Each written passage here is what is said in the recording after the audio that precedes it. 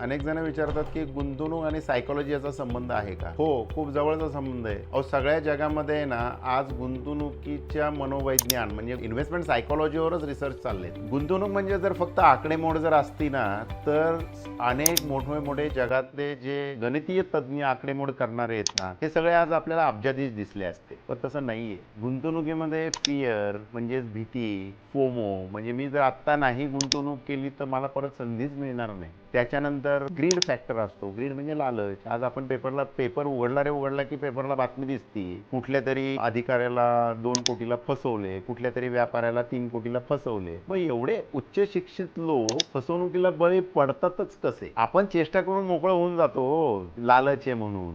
पण ते फक्त लालच एका शब्दापुरतं मर्यादित नाहीये. कारण आपल्याला गुंतवणूक कशी करायची आणि आपली सायकॉलॉजी त्या दिशेने कशी विकसित करायची हे आपल्या शिक्षण पद्धतीत शिकवतच नाहीत ना.